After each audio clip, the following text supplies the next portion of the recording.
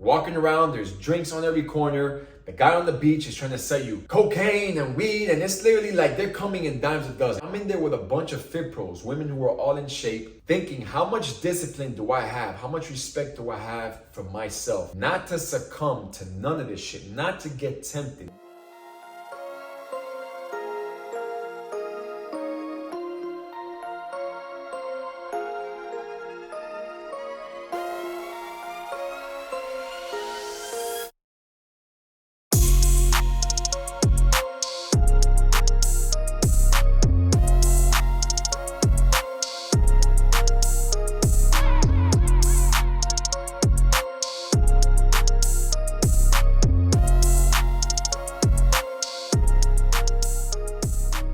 ROI, the return of investment of one being and staying disciplined.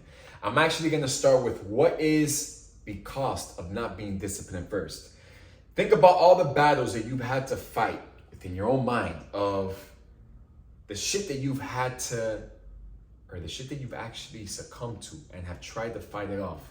How much has that costed you? How many relationships has that compromise? How many times or how much money or how much time have you fucking wasted by not being as disciplined as you should be?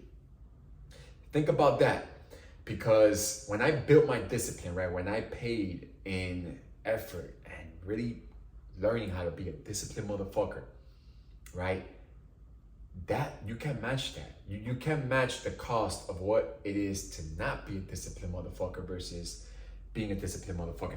I just came back from Mexico in a resort. Went out there for a seminar, right? Mind you, we're in Mexico. Walking around, there's drinks on every corner. The guy on the beach is trying to sell you cocaine and weed, and it's literally like they're coming in dimes a dozen, right? Every 10 minutes they're trying to tempt you with marijuana, and if you look at me, the motherfuckers think that I do this, right? The women that are in the resort, you will think, damn, as a man from where I came from, right? Having two relationships, being a piece of shit of a fucking man, right? And I'm in there with a bunch of fit pros, women who are all in shape, thinking how much discipline do I have? How much respect do I have for myself? Not to succumb to none of this shit, not to get tempted, not to even have like any thoughts or entertain any thoughts running through my mind that I wanted to smoke, that I was gonna fucking cheat again, that I was gonna like get drunk and fuck off my seminar. That's the price that you get when you pay, right? To be disciplined in time, in effort, in fighting off that little bitch of a voice for long enough to where you built it and you know the cost of not being disciplined. If I would have succumbed to any of the things that I was so weak to just a few short years ago, how much do you think that would have costed me, and how long do you think it would took to get back? And some of those things are irreversible.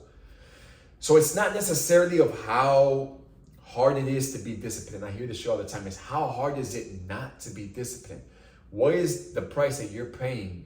What is the price that your potential, your relationship, your career, the influence that you have on your kids, what is the price? How much, at what cost are you willing to sacrifice all of that because you can't discipline yourself? You can't keep your fucking dick in your pants.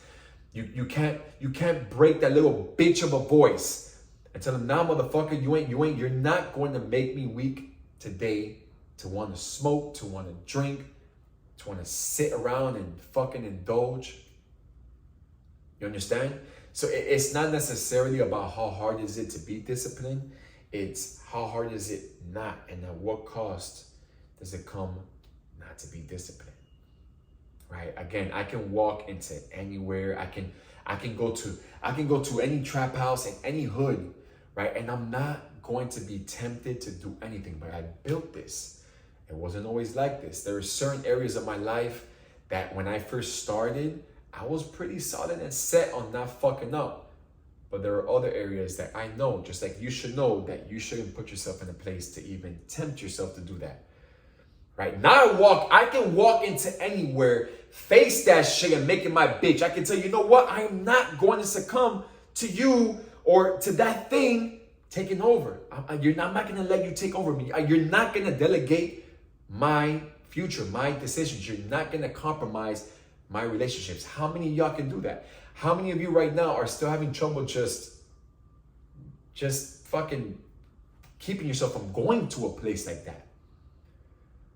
Right? And it all starts with the environment that lives in your mind. I've spoken about this in prior episodes. If you haven't watched the seasons before, it's better to start there so you see the sequence on how I build up to this. But it really starts with the environment that you keep in your mind, because the environments, as far as your workplace, if it's toxic and high stress, as far as the clubs or the lounges you like to go to that you know are fucking toxic and destructive to you, that they're gonna risk you getting into some shit that you want to get into. These are just environments that you're in there temporarily, right? It's the environment that you keep in your mind that's really going to compromise your shit. So how disciplined, at what level are you disciplined at that you can actually, be around certain things or face certain things and not be tempted to fuck off, right? The goal here with this channel, with all my content, is to get you to a place where you start to understand, hearing this from somebody who has been through the shit that I've been through, it's possible. It's fucking possible. I don't want to hear that shit. Fuck your excuses. I will not sympathize with the shit that you guys are feeding me or feeding yourself or feeding the people around you, feeding your chest out about you. You ain't that. You ain't that. Be that to yourself first, and just that alone will project. Be disciplined, man. The price of being disciplined, it's so much more fulfilling, and it's worth so much more than the cost of not being disciplined.